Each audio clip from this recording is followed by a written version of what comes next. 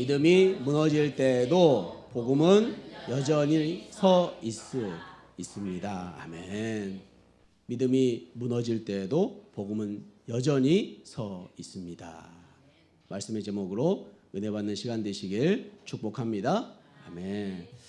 어느 청년이 담임 목사님에게 이런 고백을 했습니다. 목사님, 주일에는 교회에 제일 먼저 나와 예배를 준비하고 찬양도 열심히 부르고 또 말씀도 열심히 읽고 또 SNS에 말씀도 올리는 그런 삶을 살았습니다. 그러나 월요일이 되면 직장에서 짜증을 내고 동료들과 똑같이 불평하고 세상의 기준에 따라서 판단하며 살았다는 것이죠. 그러던 어느 날 야고보서의 말씀을 읽었습니다. 행함이 없는 믿음은 죽은 믿음이다.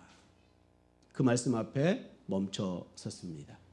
뒤통수를 망치로 얻어맞은 것 같았습니다. 그리고 이렇게 고백합니다. 내 믿음은 주일에만 살아있고 월요일은 죽었구나.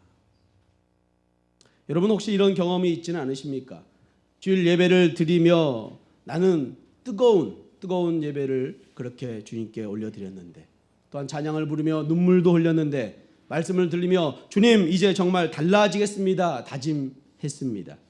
그런데 월요일 아침이 되면 그 뜨거움이 어디로 갔는지 모르도록 가정에서 아이들의 등교 시간과 등교함에 있어서 전투가 시작되고요. 직장 상사의 한마디에 그 믿음이 흔적도 없이 사라지지는 않았습니까? 주일에는 주님만 의지하겠습니다 고백했는데 월요일에는 이번 달 카드값을 어떻게 하지 걱정하게 되고요. 주일에는 이제 말씀대로 살겠습니다 결단했는데 월요일에는 그냥 세상 사람처럼 살아가야지라고 체념하지는 않았습니까? 그런데 놀랍게도 오늘 본문 속의 제자들도 똑같은 자리에 있습니다. 바로 전날 변화산 위에서 하늘의 영광을 본 사람들, 그런데 다음날 사날의 현실에서 믿음을 잃은 사람들. 오늘 우리는 그 이야기를 함께 나누려고 합니다. 과연 이 신앙과 현실 사이의 괴리는 어떻게 해결할 수 있을까요? 도대체 무엇이 문제일까요? 오늘 말씀을 통해 우리의 신앙을 굳건히 하는 시간 되시길 축복합니다. 우리는 지난 시간 예수님의 변화산 사건에 대해서 함께 나누었습니다. 예수님께서 제자들 3명만 데리고 베드로, 요한, 야고보를 데리고 산에 올라가셨죠. 기도하시던 중에 예수님의 용모가 변화해서 옷이 휘어졌고 빛이 났습니다. 모세와 엘리야가 나타나고 하늘에서 하나님의 음성이 들립니다. 이는 내 사랑하는 아들이요 너희는 그의 말을 들을지어다. 그야말로 하늘의 영광이 눈앞에 펼쳐지는 순간이었습니다. 베드로는 그 감격을 붙잡고 싶어 이렇게 말하지요. 주여, 우리가 여기에 있는 것이 좋사오니 초막 셋을 짓겠습니다. 여러분, 이 장면은 산 위의 신앙을 상징합니다. 감동이 있고 확신이 있고 영광이 있는 그 신앙의 상태예요. 우리도 그런 때가 있죠. 수련회 때, 부흥회 때, 기도원에서 혹은 주일 예배 때 하나님의 임재를 강하게 느낄 때가 있습니다. 이 땅 가운데 천국을 맛보는 순간입니다. 주님 이제 제 인생을 완전히 드리겠습니다. 그런 결단이 터져 나오는 순간 말이죠. 그런데 문제는 그 다음에 있죠. 그 감동이 오래가지 않습니다. 3일을 넘기기가 힘들죠. 아니요. 어쩌면 3시간을 넘기지 못하는 경험들을 해보셨는지도 모릅니다. 왜일까요? 참 아이러니합니다. 그렇게 결단하고 결심했는데요 말이지요. 예수님은 그곳에 머무르지 않으십니다. 산 아래로 내려가십니다. 하늘의 영광을 뒤로 하시고 혼돈과 고통이 있는 현실로 내려가십니다. 37절입니다. 이튿날 산에서 내려오시니 큰 무리가 맞을세. 예수님께서 이튿날 날이 새자 산에서 내려오셨습니다. 그 말은 변화산에서 밤이 새도록 계셨다는 이야기죠. 변화산에서 제자들은 예수님과 함께 하나님의 나라를 맛보았습니다. 그 하나님의 나라에서의 기쁨과 평안을 깨기 싫은 꿈과 같았던 것이죠. 무엇보다 그곳에서는 기도를 하는 장소였지요. 철야 기도의 기쁨, 밤샘 기도의 충만함이 있었습니다. 우리에게도 이런 기도가 필요합니다. 아무리 맛집이 많고 먹방 유튜브가 많아도 음식을 직접 맛보지 못한 사람은 진정한 그 맛을 알 수가 없지요. 기도의 맛을 경험하여 기쁜 기도로 충만해지시길 축복합니다. 무엇보다 산 아래에는 큰 무리, 많은 사람들이 예수님을 기다리고 있었습니다. 반겨주었죠. 마가복음에서는 온 무리가 예수님을 보고 매우 놀라며 달려와 문안했다라고 고백하고 있습니다. 그중 한 사람이 더욱 애타게 예수님을 찾았습니다. 38절 39절입니다. 무리 중 한 사람이 소리 질러 이르되 선생님 청컨대 내 아들을 돌보아 주옵소서. 이는 내 외아들이니이다. 귀신이 그를 잡아 갑자기 부르짖게 하고 경련을 일으켜 거품을 흘리게 하며 몹시 상하게 하고야 겨우 떠나 가나이다. 아멘. 예수님을 기다리던 한 사람은 귀신 들린 아들을 둔 아버지였습니다. 아이는 귀신에 사로잡혀 갑자기 소리를 지르고 경련을 일으키고 거품을 물고 몸이 상하게 된 것이었죠. 마태복음은 이렇게 그 모습을 표현합니다. 17장 15절입니다. 주여 내 아들을 불쌍히 여기소서. 그가 간질로 심히 고생하여 자주 불에도 넘어지며 물에도 넘어지는지라. 아멘. 이 아이의 질병이 뭐라고요? 간질로 인해서 자주 불에 넘어지고 물에도 넘어진다고 표현하고 있습니다. 간질은 두 종류가 있습니다. 첫째는 뇌종양 같은 질병으로 인해 간질이 생기고요. 두 번째는 귀신이 일으키는 정신 이상으로 나타나는 간질이지요. 이 아이의 경우는 단순 질병이 아니라 귀신에 의한 간질이었습니다. 마귀가 반복해서 이 아이에게 와서 공격을 했던 것이죠. 그리고 공격이 끝난 후에 거품, 경련을 통해서 상해가 피해를 몸에 상하게 되는 것이었습니다. 특히 물과 불에 자주 넘어졌다는 이야기는 귀신들이 이 아이를 죽이려고 했던 것이죠. 한두 번이 아니었죠? 어떻게 표현하고 있습니까? 자주, 수없이 많이 마귀에게 죽을 고비를 넘긴 아이였다는 것입니다. 그러니 이 아이의 부모는 아이에게서 한눈을 팔 수 있을까요? 아니요. 눈을 뗄 수가 없습니다. 24시간 365일 지켜야 했습니다. 이 얼마나 힘들고 진이 빠지는 일이었을까요? 이 아버지는 간절히 예수님께 요청합니다. 선생님, 내 아들을 돌보아 주옵소서. 마태복음의 표현은 내 아들을 불쌍히 여기소서. 돌보다와 불쌍히 여기다는 같은 표현의 의미이지요. 주님, 그냥 지나가지 마시고 내 아들 앞에서 멈추어 서서 주목해 주십시오. 내 아들의 이 고통과 비참을 불쌍히 여겨 주옵소서. 구주여, 내 아들의 마음에 방문해 주셔서 주께서 그냥 지나가시면 내 아들은 소망이 없습니다. 아버지는 아들을 위하여 간절히 예수님을 붙든 것이지요. 그런데 제자들이 이미 이 아이를 고치려 했습니다. 40절입니다. 당신의 제자들에게 내쫓아 주기를 구하였으나 그들이 능히 못하더이다. 제자들은 아이를 고치지 못했습니다. 그것은 이들의 능력이 없어서가 아니었죠. 이들은 이미 경험이 많았습니다. 누가복음 9장 1절입니다. 예수께서 12 제자를 불러 모으사 모든 귀신을 제어하며 병을 고치는 능력과 권위를 주시고. 아멘.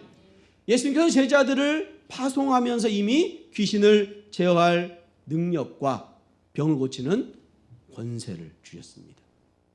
그리고 제자들은 성공적으로 전도여행을 마쳤죠. 각 마을을 두루 다니며 복음을 전하며 병을 고쳤다고 고백하고 있습니다. 제자들에게는 이미 능력이 있었고 경험도 충분했습니다.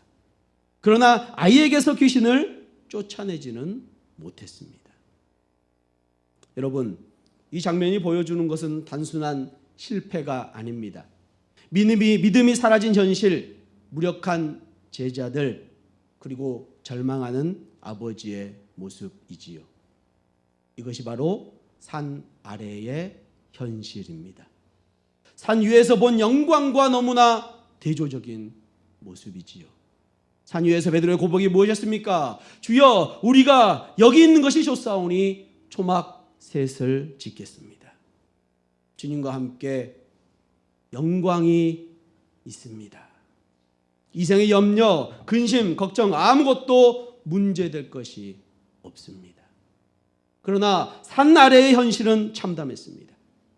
귀신에게 속수무책으로 당할 수밖에 없는 아들의 현실, 그 모습을 바라보며 아무것도 할 수 없는 아버지의 마음, 무엇보다 능력이 주어졌음에도 행하지 못하는 제자들의 무기력한 현실이 그렇습니다. 도대체 이러한 산 아래의 현실은 무엇이 문제입니까? 왜 이토록 산 위와 산 아래의 모습은 다른 것입니까? 41절입니다. 예수께서 대답하여 이르시되 믿음이 없고 패역한 세대여, 내가 얼마나 너희와 함께 있으며 너희에게 참으리요 내 아들을 이리로 데리고 오라 하시니. 아멘. 예수님은 제자들에게 이렇게 말씀하십니다. 믿음이 없고 패역한 세대여, 내가 얼마나 너희와 함께 있으며 너희에게 참으리요. 여기서 핵심은 믿음이 없음이지요. 믿음 없음은 불신앙, 신실하지 못함이란 뜻입니다. 단순히 지적으로 믿지 않는 것을 넘어 하나님과 그분의 능력, 그리고 예수님의 가르침에 대한 신뢰 자체가 결여된, 없어진 상태를 의미합니다. 특히 제자들에게 능력을 위임하셨음에도 불구하고 귀신을 쫓아내지 못하는 그들의 믿음의 결핍을 지적하고 계신 것이죠. 무엇보다 예수님은 패역한 세대임을 지적하십니다. 패역한 단어는, 패역하다 이 단어는 왜곡된, 삐뚤어진 정도를 벗어난다라는 뜻을 갖고 있습니다. 곧게 가야 할 길에서 벗어나 본질이 왜곡되고 삐뚤어진 상태를 의미하는 것, 그것이 패역한 단어의 의미죠. 이 세대는 예수님을 직접 보면서도 그분의 능력과 가르침을 올바르게 받아들이지 않고 자신의 욕심이나 세상적인 기준으로 왜곡했던 것입니다. 우리가 주목할 것은 예수님의 책망은 제자들에게 국한되고 있지 않고 온 세대들을 향하고 있다는 사실입니다. 예수님께서 변화산에서 내려오실 때 그들을 영접한 사람들이 누구였습니까? 큰 무리 아니었습니까? 큰 무리가 예수님을 영접한 이유는 예수님이 그리스도이시기 때문이 아니었습니다. 당시 자신들의 필요를 채우기 위함이었죠. 자신들의 질병, 자신들의 어려움, 자신들의 아픔을 해결하기 위함이었습니다. 더 크게 당시 로마에서 해방되는 정치적인, 군사적 메시아를 그들은 꿈꾸고 예수님을 기다렸던 것입니다. 그러므로 제자들뿐만 아니라 모든 세대가 예수님의 책망을 받고 있는 것이죠. 결론적으로 예수님께서 단식하신 믿음이 없고 패역한 세대는 하나님에 대한 근본적인 신뢰가 결여된 상태, 그 진리의 길에서 벗어나 세속적 욕망과 잘못된 관념으로 삐뚤어진 세대, 그 세대에게 엄중히 예수님께서는 책망을 하고 계신 것입니다. 제자들은 귀신을 내쫓는 능력이 없어서 실패한 것이 아닙니다. 예수님께서 제자들을 전도자로 파송했을 때 어떻게 보내셨습니까? 아무것도 가지지 말 것을 명령하셨죠. 왜 아무것도 가지지 말라고 명령하셨습니까? 오직 능력 주신 그 주님만 의지하기 위함이었습니다. 그리고 제자들 또한 주님의 명령에 따라 오직 주님만 의지함으로 주님 주신 능력으로 사명을 감당했습니다. 병자를 고치고 귀신을 쫓아내며 천국 복음을 전했습니다. 제자들은 전도 가운데 충분히 그 능력을 경험했던 것이죠. 그러나 지금 귀신 들려 간지를 앓은 아이 앞에서는 무기력했습니다. 무기력한 실패의 이유가 무엇입니까? 제자들의 중심에 예수님을 의지하는 믿음, 그 믿음이 없었기 때문이죠. 제자들은 예전에 자신이 행했던 자신들의 경험과 능력을 의지한 것입니다. 그들이 행함에는 예수님이 없었습니다. 예수님이 없이 문제 해결하려 했기 때문에 실패할 수밖에 없었던 것이죠. 마가복음에서는 이렇게 예수님이 말씀하십니다. 9장 29절입니다. 이르시되 기도 외에 다른 것으로는 이런 종류가 나갈 수 없느니라 하시니라. 아멘. 다시 말하면 제자들은 기도도 하지 않았다는 것이죠. 귀신을 내쫓기 위해서 주님을 의지해야 되는데 주님을 의지하지 않고 자신들의 능력, 자신들의 경험, 자신들의 행동만 의지했습니다. 기도도 하지 않았습니다. 그들의 시선은 예수님께 있지 않았습니다. 자기의 경험, 자기의 능력, 자기 방식에 있었던 것이죠. 여러분, 이것이 신앙과 현실의 괴리입니다. 예배당에서는 주님만 의지합니다 하지만 문제가 생기면 내 힘으로, 내 방식으로, 내 방법으로 해결하려고 하는 것이요. 팀 켈러 목사님은 이것을 예수 없는 신앙이라고 부릅니다. 겉으로는 믿음이 있어 보이지만 그 중심에는 예수님이 안 계시는 것. 기도하지만 마음은 불안하고 봉사하지만 그 중심은 자기 만족에 있고 결단하지만 실제로는 내 힘으로 버티는 신앙 말이지요. 겉으로는 신앙의 언어를 사용하고 봉사도 하고 기도하지만 마음의 중심엔 예수님이 안 계시는 것. 이게 바로 현대 그리스도인의 비극입니다. 우리는 예수님을 믿는다고 말하지만 정작 실제 삶에서는 내 자신을 믿고 있지는 않습니까? 내가 얼마나 기도했는지, 내가 얼마나 노력했는지, 내가 얼마나 착한 사람인지 이런 걸로 신앙을 증명하라고 합니다. 하지만 복음은 이렇게 말합니다. 너의 믿음이 아니라, 너의 공로가 아니라 예수님의 신실함이 너를 살린다. 할렐루야. 우리의 믿음은 오직 예수님으로 사는 인생임을 기억하시길 축복합니다. 그런데 놀라운 장면이 이어집니다. 예수님은 믿음 없는 제자들을 책망하신 후 아이를 데려오라고 명령하시죠. 42절 43절입니다. 올 때에 귀신이 그를 거꾸로 때리고 심한 경련을 일으키게 하는지라 예수께서 더러운 귀신을 꾸짖으시고 아이를 낫게 하사 그 아버지에게 도로 주시니 사람들이 다 하나님의 위엄에 놀라니라. 아멘. 이제 주님께서 일하십니다. 예수님은 절망한 아버지에게서 눈을 떼지 않으셨습니다.